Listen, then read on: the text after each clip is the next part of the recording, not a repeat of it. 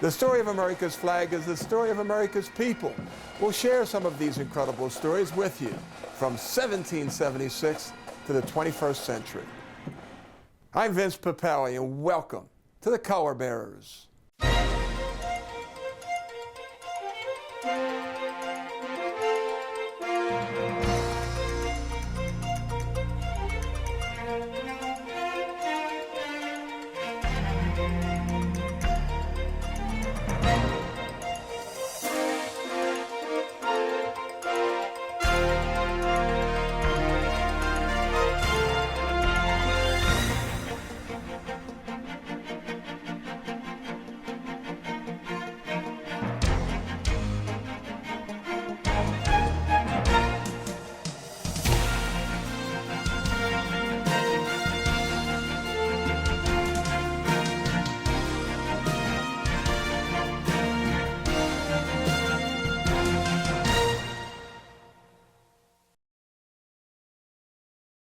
Our founding fathers concluded their Declaration of Independence with the words, "We mutually pledge to each other our lives, our fortunes, and our sacred honor." The heart of America can be found in the stories of the courageous and the humble, the soldier and the volunteer, the young, the old, and people of all walks of American life. New York artist Scott Lebedo feels a tremendous sense of gratitude for the service of everyone whose actions embodied the words and the example of our founding fathers. He chose to express his gratitude in an unusual way, with a patriotic pilgrimage, a paintbrush, and a quest. This is my canvas. I'm an artist, a patriotic artist. Who's better than me right now? Who can say they've done this? Decided to go around the country and paint a big, beautiful American flag on one rooftop in all of the 50 states. And as you know, this is the grand finale, number 50, so I am complete with my mission. I started in North Carolina, this project here, but I got the idea when, right after Hurricane Katrina, my community loaded up a big truck of supplies, medical supplies, right after the hurricane, and they needed someone to drive it down, so I volunteered. And I said, before I leave, you know what, I need to paint a flag somewhere in a unity aspect. And then at that moment, the military was starting to come over in the helicopters. And I told my friend that lived down there, who I was volunteering with, I said, I need a rooftop. I got to do a flag on a rooftop. And I realized that I just took these people for 5 minutes out of their living hell. You know, they were amazed that there's this crazy New Yorker on a rooftop in hot Mississippi painting an American flag for us. And that feeling, which I cannot explain, was super. And I said, on my way home, I had a 20-hour bus ride. I said, I got to do this in every state. I just drove 25,000 miles across America, but I just drove around the world. I did a rooftop for an Iraqi American who was so proud to be here. He came in '85 with his family. He said, oh, he's painting a flag for an Iraq. No. It's American. I grew up in Baghdad, and my father born in Baghdad, I born in Baghdad. My grandfather came from Armenia. 1915, when they massacred the Turk massacred the Armenians. So he escaped to Baghdad. So my father born there, I born there, and I decided to come to America. Yeah, some guy came in and he said, I want to paint a flag on the roof. First I think there's something wrong with this guy, you know, why he wants to paint a flag on the roof. Then he explained what he's doing for the freedom and stuff like that. I said, go ahead, paint it. This is the flag Scott painted on the roof. And looks great. It's been almost, 3 years maybe? America is different than other countries because you want to do any business you want, you can do it, and there are a lot of opportunities. You can do anything you want, so it's a great country to live in. Scott, stop over. We miss you, or keep in touch. I'd like to have his number, maybe call him, talk to him. He's a very nice guy, and thank you, they did my roof. I've met some unbelievable people that became family. 4 days I'm in someone's home, and when I leave, tears, and like I'm going off to war, and I lived there for 20 years. People heard my story, and there I am on the side of the road. I got $6 left in my pocket, it's on E, and somebody would just come up and say, here's 50 bucks. I heard your story, I saw you on the news. To just, now I have a place to stay in every state. You know, these people became friends, and then these other people I've stayed in. You got a place to stay, you got a ski lodge, no charge, you just come up here. He's great. He's been staying here since Friday, and we'll be sad to see him go. He's like a brother. Oh, yes, sir. Cindy took care of him, and he stayed over to the other house, and he's a mess. He's crazy. But he's a nice guy. He's got more stories than the law allows. This is so not a political mission that I'm on. And the thing that I'm trying to do is, because I see that the youth, and I'm sure you know this, the youth sees patriotism as taboo. An American flag as taboo. It's pro-war, it's political, it's it. That's not the way it was supposed to be. It's tangled up in this negative arena, and it's not my job single-handedly, but this is my participation to try to separate it, make it cool again. I got a gift. You know, this is a gift, you know. Give it back. And they love it, you know, they appreciate it. So we always argue because they're like, thank you so much for, and I'm like, no, thank you first. Thank you. Well, no, but I'm like, no. Veterans trying to give me money. You know, I take donations I took from so many people, but veterans always trying to give me money. And I said, I can't take you money. You know, oh, come on. I almost got into fights with these. And I tell them, look, it's, you know, it's like me taking mom out for Mother's Day dinner and then giving her the bill. You know what I mean? It's a gift. Somebody's gonna give you a Christmas gift, you're not gonna pay them for it. You know, just accept my gift, you know. I got tremendous freedom to be the craziest artist I want to be. I got to thank somebody for that. No nation on earth honors its flag like America. Over the course of time, Old Glory has evolved from a military banner to a sacred icon. The story of our national flag begins here at the Betsy Ross House in Philadelphia. Well, the real Betsy Ross was an educated woman who was bright, intelligent, probably pretty attractive from what we know, and also became a very successful businesswoman, as well as a patriot for the Revolutionary War and the cause, and a wife and a mother. Betsy Ross may have made the first American flag, you know, maybe she didn't. It was probably Francis Hopkinson. The legend has it that on one day, George Washington, George Ross, and Robert Morris visited Betsy Ross at her upholstery shop.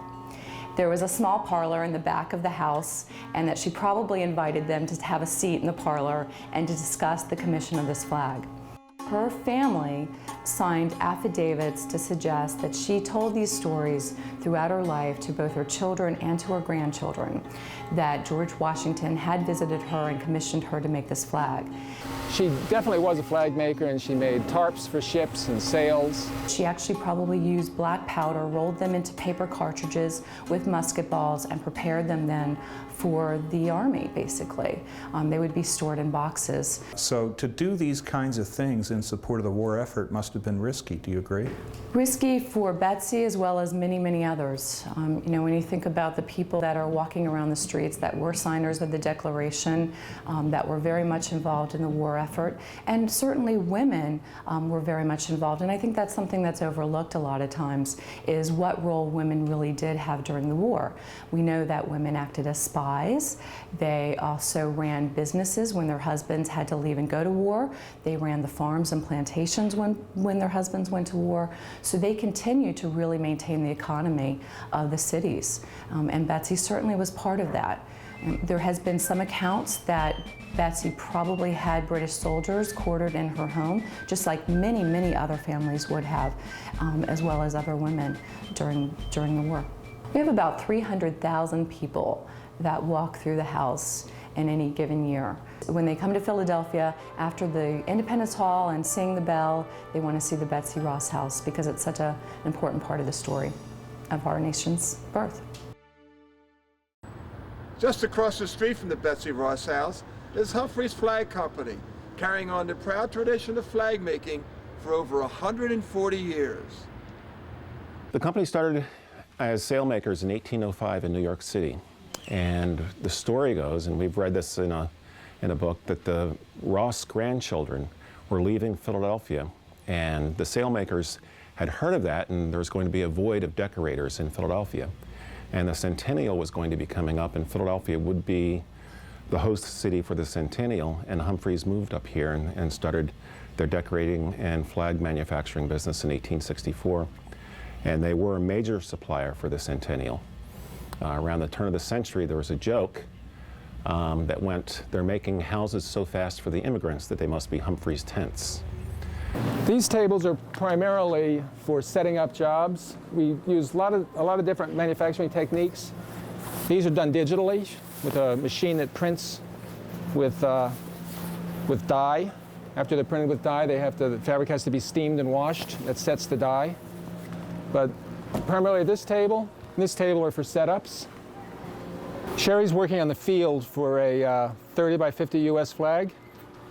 She's setting up, this is a short row of stars. On the American flag, they alternate long rows and short rows. So she's setting these up in position. When it's sewn to the piece of blue above it, which will have a long row of stars that'll line up properly. These stars will be zigzag. We've made the bunting for both of Clinton's inaugurations, and I believe one of Bush 1's inaugurations. This is just 36-inch wide fabric bunting, and we couldn't get the ink to print onto the blue without coming out baby blue, and this ink here is actually Sears Weather Beater paint. Yeah, a man named Ski Dembski from Long Beach, California, a real patriotic American. He lives in a working class section of Long Beach in a little house with probably a 100 by 100 foot lot. And he's got he had a 125 foot flagpole going up over his yard. And he'd fly like a 30 by 50 US flag. So his American flag was flapping over most of the properties in his neighborhood. He was a cool guy. But one of his friends visited our store in Philadelphia once as a tourist. And a year later or so, Ski called and asked if we wanted to make the biggest flag in the world. At the time, it was a Chinese flag. And he thought it was really inappropriate that the American flag wasn't the biggest flag in the world. So we said, yeah, we'll make it. We really didn't know how we were going to do it. The stripes were 20 feet wide. The stars were 16 feet high. So it had to be put together almost like a jigsaw puzzle, and everything had to be figured out so that when it was joined together, it would work. You can't get a lot of fabric underneath the arm of the machine. So it had to be designed so that it could be done in smaller pieces. And it took us about 3 months. It was a lot of fun. It was a real good project. And his intention was to take it all over the country and display it in football fields. But none of the football fields were big enough. The flag was 500 feet long and 270 feet wide, and that's too big for almost every football stadium. He opened it somewhere in San Francisco, and he opened it in the mall in D.C., on the mall in D.C., and he hung it off the Hoover Dam in, I guess, '96 when the torchbearer for the Olympics was running across the Hoover Dam. So that's primarily how he displayed it. Can I ask what a flag like that would cost to make?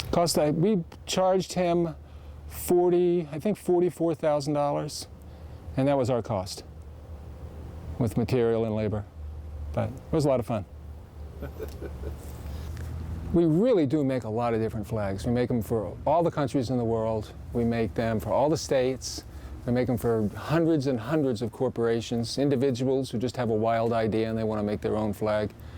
But when you're making an American flag, it's just everybody just pulls together. Everybody watches it more closely and says, wait a minute, I think this is wrong. We don't want to do this here. How can we make this stronger? How can we make this better? They do that with the American flag. Almost every employee, and certainly everybody in the family that's involved in the company, more than with any other flag. You've made something that represents one of the great achievements of civilization. And the American flag really does, it really is the symbol. That's why there's all this brouhaha about desecrating the flag. You're just not supposed to do it. It's treated differently from any other piece of fabric. When I see the U.S. flag, it does mean our soldiers, and it does mean what my father did in World War II, but it also represents what he fought for. And he fought for me to have my own thoughts about what the flag means, and no one should tell me what it should mean for me. What is a patriot? Patriot is someone who has a deep love for his country.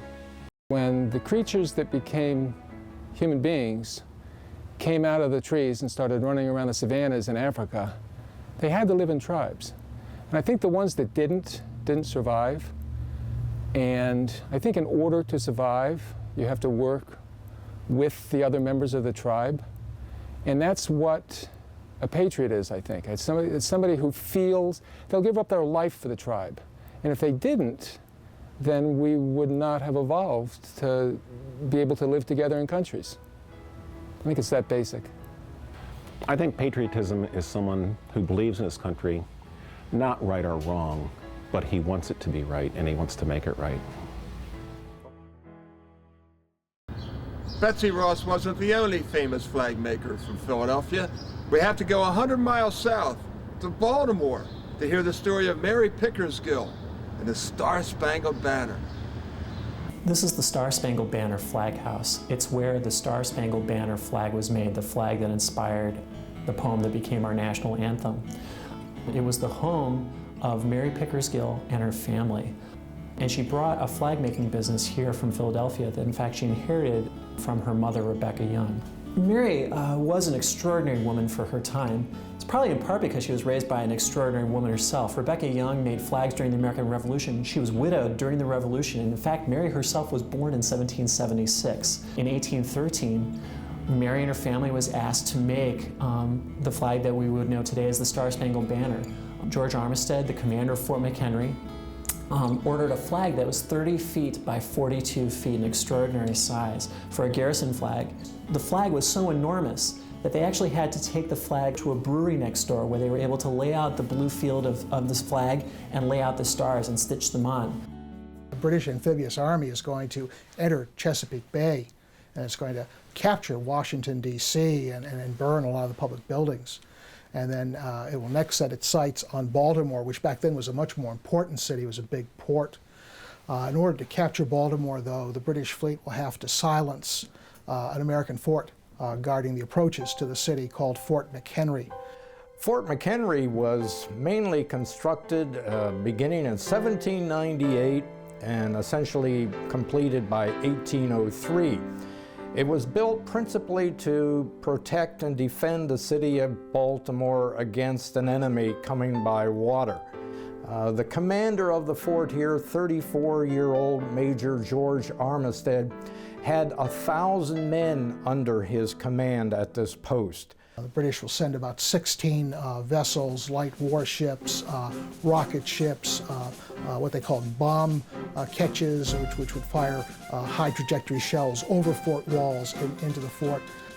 So the 16 warships face out in front of the fort and begin what becomes a 25-hour bombardment of this fort. The 25 hours were from September 13th to September 14th, 1814. Major Armistead would estimate later between 1,500 and 1,800 bombs and rockets are thrown at the fort. They began this bombardment in the dawning hours of September 13th, 1814, and it continued until the next morning. And during this time, there were heavy clouds in the sky, there was rain. As you can imagine, there was a lot of smoke in the air as the British ships continued their bombardment, which was almost ceaseless for 25 hours. In the morning of September 14th, the forces here at the fort look out at those 16 ships in front of them and they see that they're moving away. Their sail actually moving away from the fort. And the Americans here decide to raise up a large banner of victory over the fort. One British naval officer took note of this and said, as we set sail, the Americans raised a superb and splendid ensign over the battery. The commander of the fort wanted a flag so big that the enemy would have no difficulty seeing it from a distance. There's the biggest flag that we've ever had raised And what does it do? It defies the British.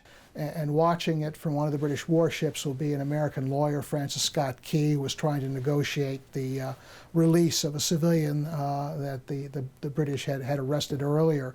The sun goes down. All he could see are the rocket's red glare and the shells bursting from the British bombardment, and he doesn't know if the fort's still holding out, and he's yearning for daylight to catch a glimpse of that flag if it's still there. And around 9 o'clock in the morning gun at Fort McHenry reported. And that was the signal to the people of the city that all was well. Having heard the morning gun, he knew that the Americans had successfully defended the fort. And he was so moved that he began to write down his thoughts. Oh, say, can you see by the dawn's early light what so proudly we hailed at the twilight's last gleaming? Now it catches the gleam of the morning's first beam, in full glory reflected, now shines in the stream. 'Tis the star-spangled banner. Then conquer we must, when our cause it is just. And this be our motto, in God is our trust. And the star-spangled banner in triumph shall wave o'er the land of the free and the home of the brave.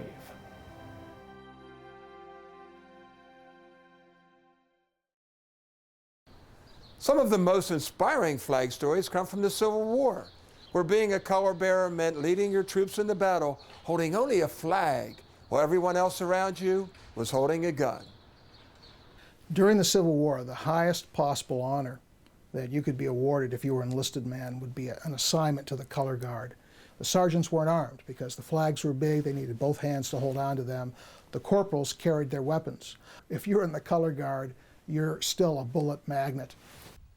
And today we are here to honor James Seitzinger, a Civil War Medal of Honor recipient. Private Seitzinger was a very young boy and carried a musket in the company side by side with his father, who was also a gallant soldier.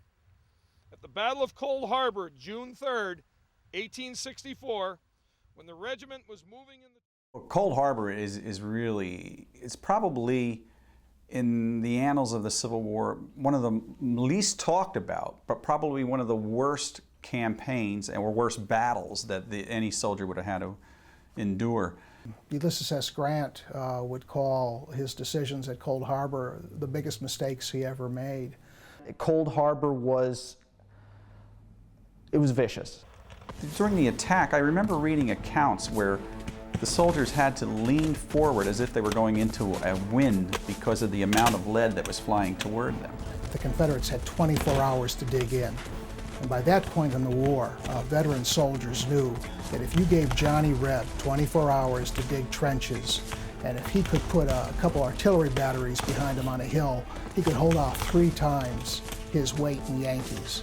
Some soldiers wrote their names at the beginning of what we would call dog tags, wrote their name and their personal information on little slips of paper and had them pinned to their chests and their backs because they figured they weren't going to survive this. So when the time came to attack on June 3rd, 1864, a lot of those federal troops knew that they were making a suicide charge. In fact, later that day on the body of one of these Union soldiers, they'd find his pocket diary in which he wrote the night before, June 3rd, 1864, I was killed.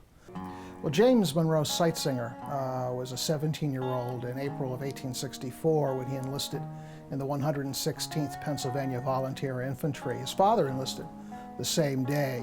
His father, who had previous military experience, was made a sergeant. A lot of fellows who were underage lied about their age. Although it's funny, a lot of them were good Bible-bred Protestants, and telling a bald-faced lie, they couldn't do it. They would take a piece of paper and write the number 18 on it and stick it in their shoe. And when the recruiting officer said, "Are you over 18?" they could truthfully say yes. In the charge on Cold Harbor on the morning of June 3rd, 1864, our color sergeant was shot down through the midst of the shot and shell. And James is the first person to react, and he picks up the colors and turns to his father and yells, "Come on, Pop, I am all right," and goes forward. and helps to lead the attack. And yet when he grabs the flag, what does he say? Come on, Pop, I'm all right. It's very personal, and it's not for country, for, you know, for God, for, you know, it's, come on, Pop, I'm all right. There are about 3,459 Medal of Honor recipients, and it's great today to be able to honor someone from our local area who was a recipient of that medal. What do you have there? This is the Medal of Honor that my great-grandfather received. He received it in, well, he earned it in 1864, but he got it in 1906. What does it say on the back of the medal? It says Sergeant James M. Seitzinger, Company G, 116th, Cold Harbor, June 3, 1864. James Seitzinger defiantly picks up the flag and carries it, knowing full well that he's now the focal point of almost every Confederate that's within range to shoot at him. These are the staffs for all of the flags in the collection. This is actually the drawer that has the two for the 116th right now, and you can see right here is the mark. That's how far down the flag would have come on the staff. My name is Jason Wilson. I'm a research historian for the Pennsylvania State Capitol Preservation Committee. There's about 390 flags overall in the Commonwealth's collection. 368 or so are Civil War flags. And this is actually the third issue state color for the 116th Pennsylvania. So your great-grandfather would have served under this in the later half of the war after his time at Cold Harbor. I never imagined they were this large. Yeah, I had no concept really of what they were like. Yeah, the majority of the flags in the collection are 6 feet square. So after he got it, and they got, I guess, when things settled down, he had to hand it over to someone else because he wasn't strong enough, big enough to carry something this big. And now I understand why, but I didn't before. So, Gene, what did you think of going and seeing the flags today? Oh, I just think it was so wonderful. I didn't imagine there would be anything at all, much less some they're trying to conserve. It sends a chill up your spine that it was the actual thing. I have to tell my brother and sister, all my relatives. America's been through the good times and the bad times since the War of 1812, and so was the original Star-Spangled Banner. It's truly an American treasure. The National Museum of American History has the responsibility of conserving and displaying the Star-Spangled Banner. It's a big job, but the Smithsonian staff is up to the challenge. The current preservation effort for the flag really started in November of 1996. One of the really nice things that's happened over the course of preserving the flag on public view, like we did in the lab, was we got to talk to people on a daily basis. And we got to ask them, well, what do you expect the flag to look like? What do you want your flag to look like? It was very interesting to hear people say that they expected the flag to look damaged. They expected it to look old. They didn't want it to look new. We have 30 by 34 feet of the flag left. You don't realize how big that is until you realize you have to treat every square inch of the flag. We would work on a movable bridge that spanned the flag, so the flag could lay very stress-free on a table. We were laying on our stomachs. We were working average 6 hours a day in that position. Amelia Fowler was the first documented woman who worked on preserving the flag. We estimate that Mrs. Fowler and her crew probably put in 1.7 million stitches when she originally attached the linen in 1914. It took us about 9 months to take those stitches out. I think when the public return to the National Museum of American History, they're going to be very surprised and hopefully very pleased with the new exhibition gallery for Star Spangled Banner. The room is very, very carefully designed to preserve the flag. The light levels are kept very low. The environment is very protected. But the public's not going to notice that, because as they walk down a 75-foot corridor and start getting a sense of what the War of 1812 was all about, their eyes are going to be adjusting, and they're going to turn the corner and they're going to come up to a glass wall, and within 2 feet of them will be the Star Spangled Banner spread out in front of them. It's been cared for nearly 100 years by the Smithsonian in the same tradition of care. and concern for its well-being. And we hope that with the new exhibition, we're going to be able to have many, many more generations come see the flag in the future. Ben Crippen, he was the color sergeant of the 143rd Pennsylvania Infantry. They were the newest regiment in Colonel Roy Stone's Bucktail Brigade. During the first day on the Battle of Gettysburg, Union troops from the Army of the Potomac's First Corps tried to stop the Confederates advancing into the town from the northwest along the Chambersburg Pike. They made their stand at McPherson's Ridge. They were literally yards away from the Confederates, who were charging at them and pushing them back. The 143rd Pennsylvania fights a stubborn rearguard action. It begins falling back a short distance and turning around and firing at the Confederates, trying to keep them at bay. And in the course of this withdrawal, Sergeant Ben Crippen, who's carrying the national color, the Stars and Stripes of the 143rd Pennsylvania, he lags behind all his comrades. And he will turn on the Confederates and he'll shake his fist at them while he's holding the flag in a sign of defiance. And they gunned him down.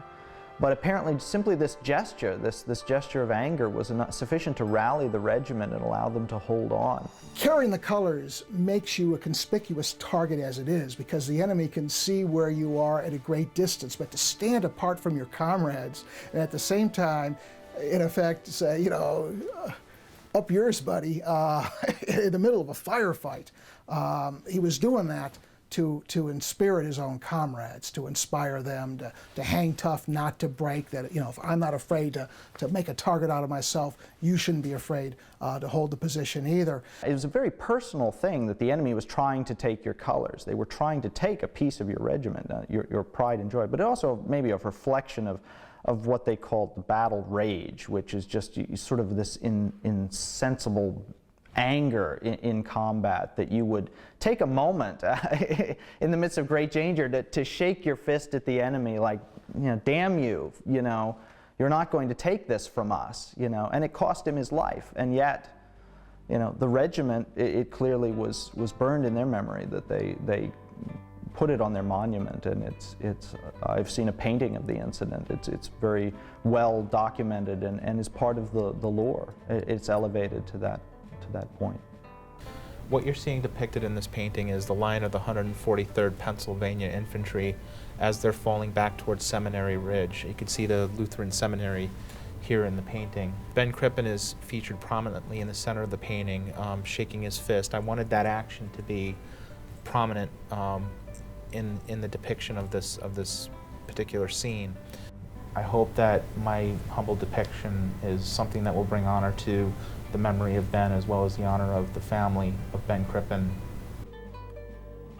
Anyone who visits the battlefield of Gettysburg and sees that granite monument that the 143rd erected in Crippen's honor, and there he is in bas relief, again shaking his fist toward the rebels and holding the colors in the other hand. I saw that when I was a kid, and I knew who Crippen was, and I've always remembered that story. And I'm sure there are other Americans, and they may not have known his name, but they know what he did, and they know the message that he was sending.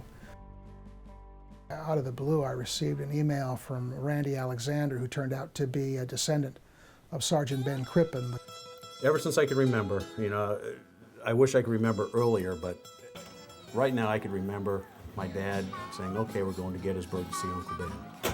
And at the time we might say, oh boy, here we go. Are we going to stop off at Stuckey's, you know, like the 7-Elevens? We didn't realize why our dad was taking us there until now. In the family, we had talked about Uncle Ben Crippen for years and years and years. And it's been a tradition, and we all had to have our picture taken in front of Uncle Ben's monument. And everyone in the family knew about him, what he did. And it inspired us, and it inspired me, even to this day. We've been going there with every generation as far as I can remember. It just keeps going on and on. It's going to continue. Yeah, every 5 years or so, we got to go to Gettysburg again. Oh, got to go to Gettysburg. And this kept going on. I don't know how many times I really took you to Gettysburg. Quite a bit. Well, the story that we have, which could be changed through the century, you know, the generations, that before he went to war, he had a coin. No one really knew what type. all speculation, that he gave to his brother, saying, when I return, give me back my coin. We don't know what type of coin it was. We don't know any other part of the story, but of course Ben never returned. I think that coin then got passed down through our generations, and that was a treasured piece throughout the family, and finally ended up at the Historical Society there in Lackawanna. The tradition of Ben lives, in our family even to this day, over 100 years later. But that was another story that, kind of was inspiring to us. He knew he was going to war, didn't know when he was coming back, gave that coin to his younger brother. I'm sure his brother was upset, being young at the time. So you can imagine what the story was when Ben never came home. We have a vested interest in this country because of Ben Crippen. That's what makes me feel, and I guess I always knew it, but to hear somebody say that, we have a vested interest of our blood in this country. So when I see these people saying First Amendment right, which it probably is, I look at Uncle Ben and wonder if he would have the same feelings about these people wanting to burn the flag, desecrate it. I'm sure that generation there would have a little bit different feeling about these modern people having their First Amendment rights. Fortunately, there are a lot of families like the Alexanders. They're the kind of people who have held this country together over the years, and I think that we'll continue to see more folks like that, especially as long as stories like Ben Crippen's are remembered.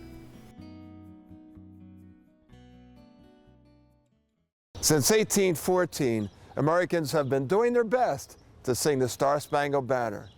But no one sings it quite like the #1 anthemist in the National Hockey League, a woman with the heart of a champion and the voice of an angel, Lauren Hart. Who's Lauren Hart? Lauren Hart sings the national anthem for the Flyers. She's great. She's great. She's as good as it gets.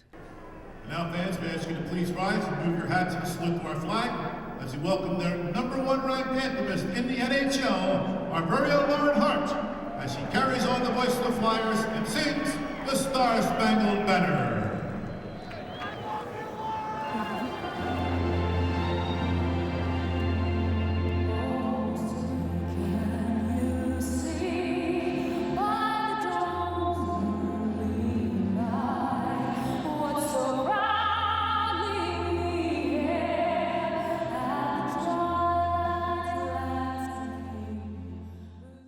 There was so much passion for my father and what he meant to the city of Philadelphia learning hockey. Gene Hart is the voice of the Flyers. Flyers have won the Stanley Cup! The Flyers have won the Stanley Cup! Ladies and gentlemen, the Flyers are going to win the Stanley Cup! The Flyers win the Stanley Cup! He had a special relationship with the fans here, unlike most of the players who sort of would come and go over the years. He really ingrained himself into the hearts, into the minds of Philadelphians. It's not just another gig for me. This is family here. This has been a healing place for me with the loss of my father and my own illness.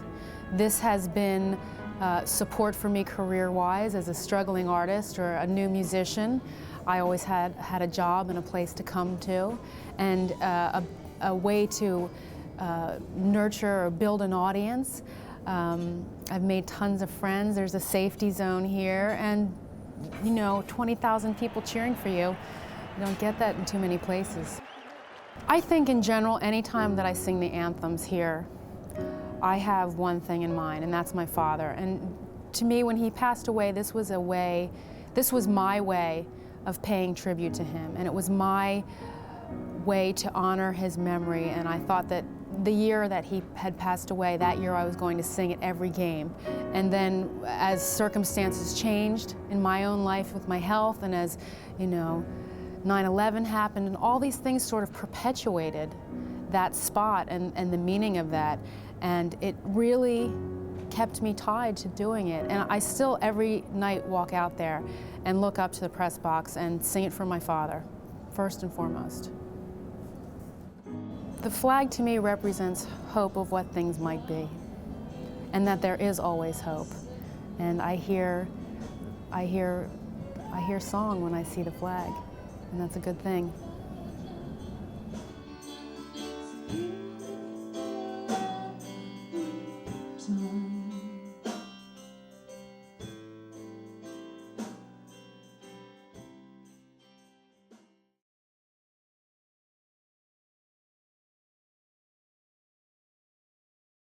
The 54th Massachusetts Volunteer Infantry was the first black regiment raised by a northern state east of the Mississippi, and it's going to be the most famous.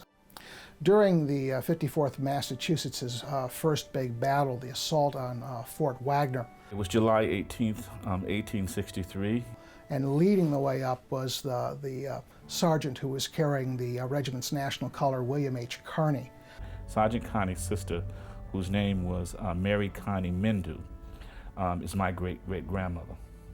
He's able to get to the top. His colonel is killed in front of him. He's hit 3 or 4 times, but he keeps waving the flag as a rallying point. Men are shot, left and right. I mean, they're going down by, unfortunately, by the numbers.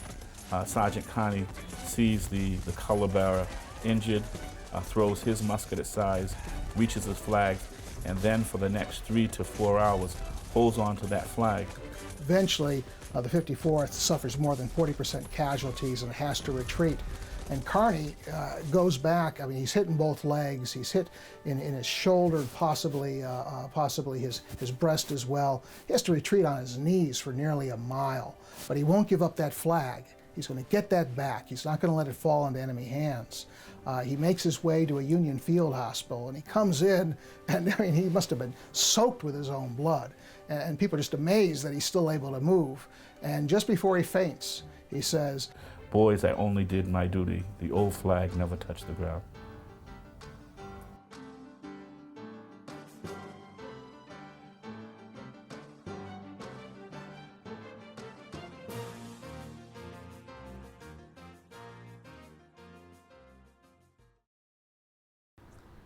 Graham Nash wrote, "Teach your children well and feed them on your dreams." We can only teach our children well if we tell them all of America's history, and we feed them on our dreams when we use the lessons of our past to shape our future.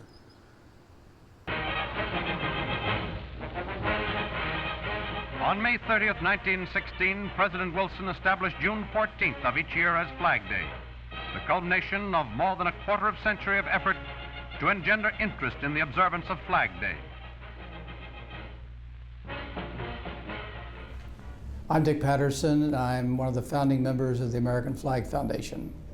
The mission of the American Flag Foundation is to educate the American people, especially children, about the history of our nation and the patriots that founded our nation. Come to Baltimore, Maryland, and you can see 2 special events. Flag Day on June 14th, and also the Living American Flag in May of each year. Some of my fellow staff members joke with me and say I was here for the original Living Flag, which took place back in 1914 on the anniversary, the 100th anniversary of the battle. But no, I was not there for that, but I've been here for the Living Flag. Back at that time, they wore capes of the different colors, red, white, and blue, and with the Living Flag now, they have placards that are red, white, and blue and hold them up over their heads to form the American flag. We're a proud nation. We have great history to carry forth. And if we don't carry that message forward to our next generation, we'll lose it. It's going to be lost. The first thing is tell the truth. Not be ashamed of what was done. Let's not be ashamed that at one time that the troops were segregated. Let's not be ashamed about it. It is what it is. Hopefully we can learn from that. People were still able to show you that they love this country, even though you didn't want them having the same room with you. You still saw that work, and it can work. And the No Child Left Behind educational program, social studies is not part of it any longer for testing. And the problem is that you're not learning in schools about the American history. It's become a big issue. Who are the patriots? Who are the people?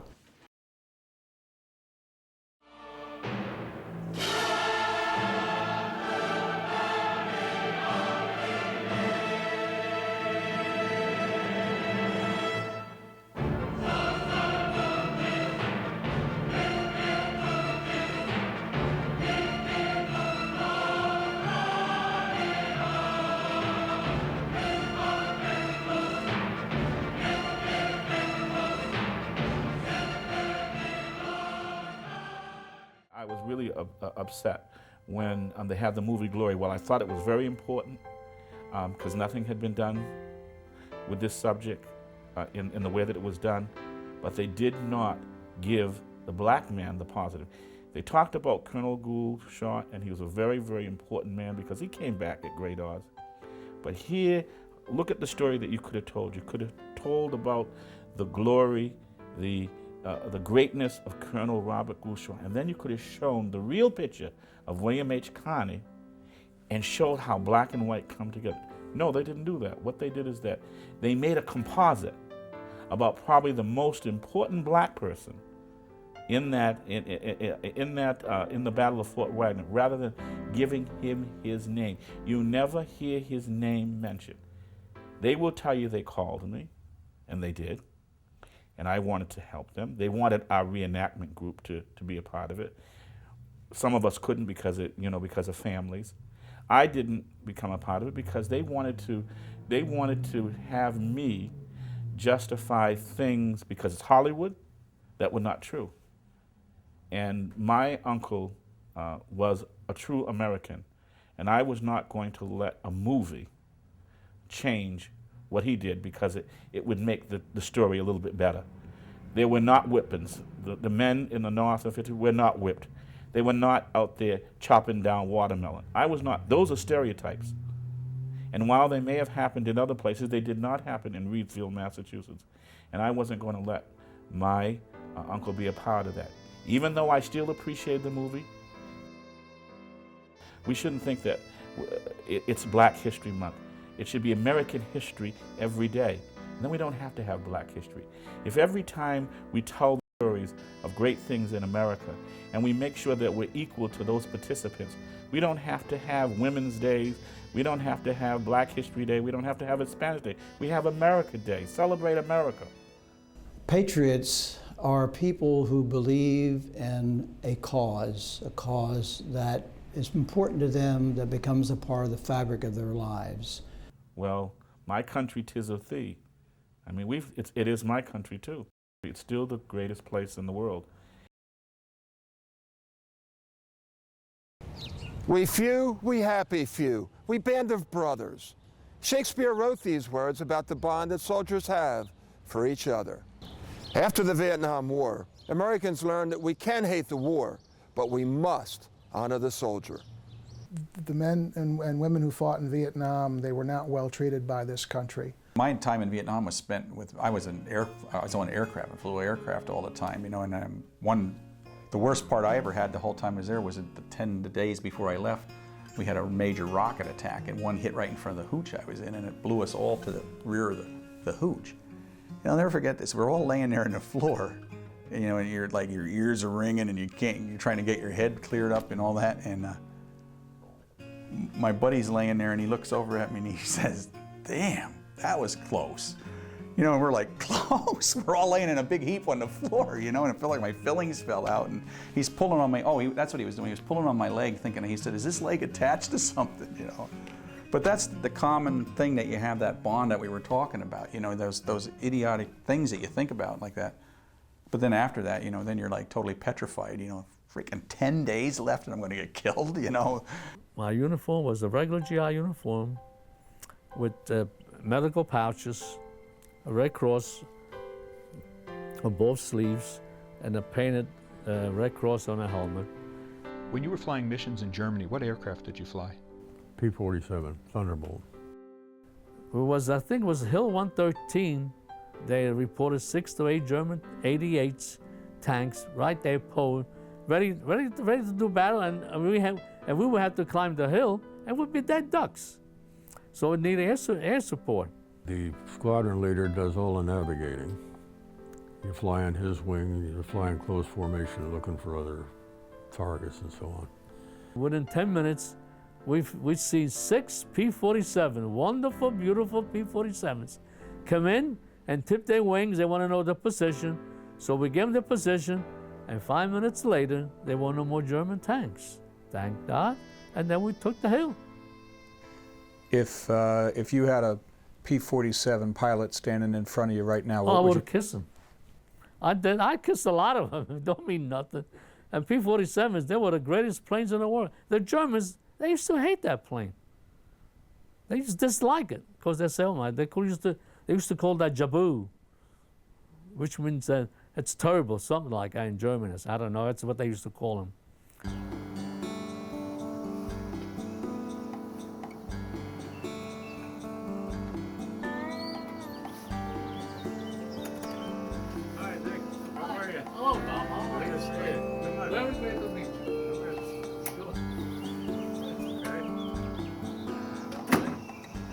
I was a fighter pilot and flew P-47s. We did dive bombing and strafing. And all of a sudden we saw about six, I think it was 6 P-47. Oh, we were so happy. They come in and tip their wings, you know, they want to know where the target was. So they come in and they show the target, and the P-47s just whip away. In 5 minutes, there was no more Tiger tanks. Good. And the captain says, now we'll take the hill. And it did. Good. And that was it. And we saved a lot of money for that. Oh, I love them P-47s. Yeah. Oh, You form this bond of, it's a bond of lower guys that, you know, you're together. You're the ones doing the dirty deed, to say, the battle, the fighting, and the being shot at and being hurt and being injured. It's maybe even stronger with veterans, because when you come back from something like this and you get married and you start raising your children, this isn't something you want to share with them. This isn't something you want to tell your wife, but you've got to talk it out with somebody. And having fellas who've been there with you, that's a tremendous comfort. I've been to veterans reunions, and these guys, they may not see each other for 365 days at a time, but as soon as they're in contact again, it's like they've never been apart. You know, when you go up on Memorial Day and you go into a cemetery and you see all those flags flying on all those graves, and you look at, I always call it in the company of heroes, because each one of those graves marks a hero.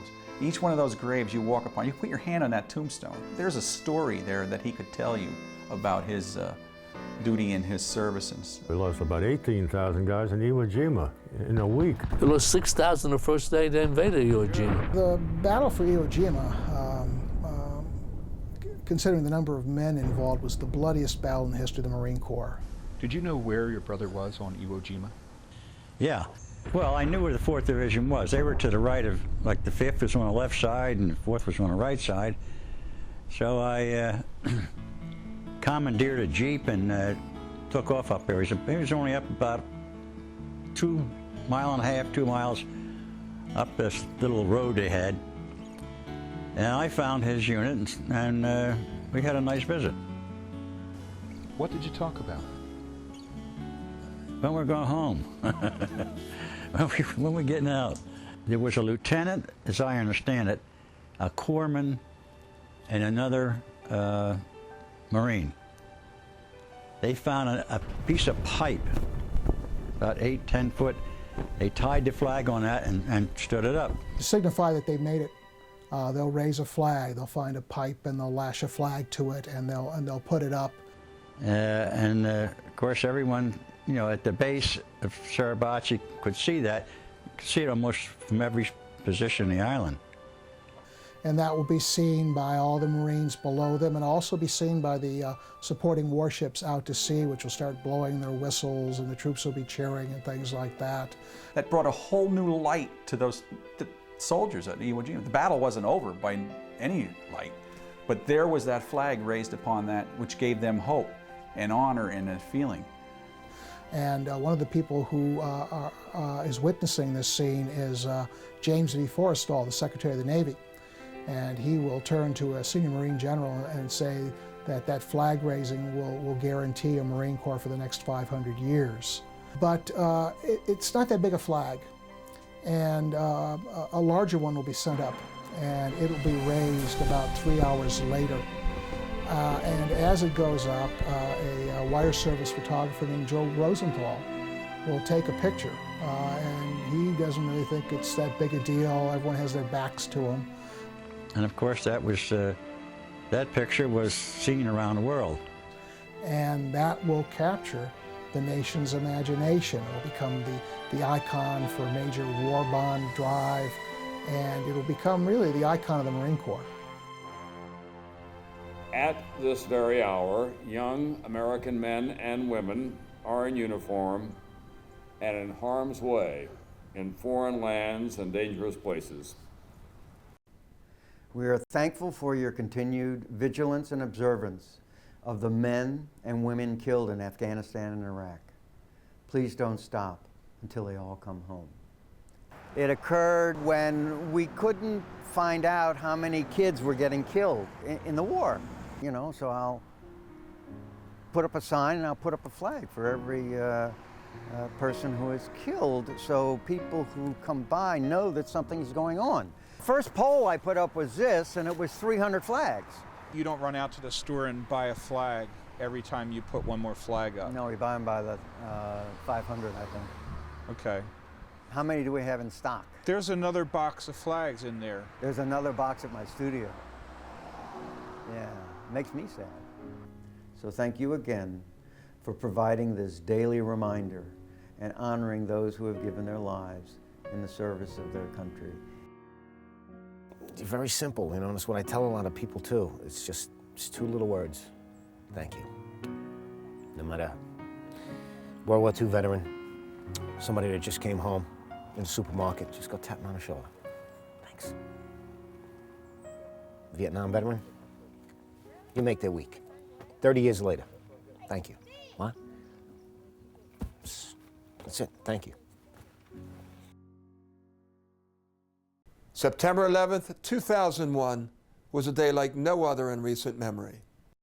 When the instinct for survival drove most people to leave the collapsing Twin Towers, our first responders stayed.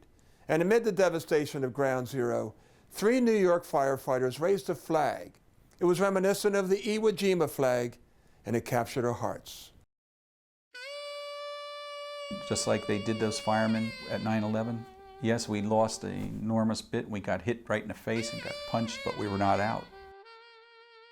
Because those firemen, just like soldiers in the Civil War, just like soldiers in World War II, they knew that their number was going to be up. Right after the attacks in 2001, it was impossible to buy a U.S. flag in the United States. You couldn't get one for your house. You couldn't get one for your business. After the 9/11, every other car had a flag and sticking in the window somewhere. And some of them had little stickers, but mine is a flag flying in the breeze. We ought to do that more. To see the flag fly, what great defiance was there after 9/11 than to put that flag up over the spot where they thought they had defeated us? Seeing that pristine symbol of American pride and strength flapping over that scene of devastation, it communicated the message that we're hurt but we're not licked. That was great. That was a symbol that you'd hurt us, but we'll be back. Like the song says, "These colors don't run." That image, just like the Iwo Jima photo, is a strong symbol of American bravery. As long as the Stars and Stripes fly, we're going to be a proud country. We'll be back. We're not dead yet. That's why the raising of the flag means to me.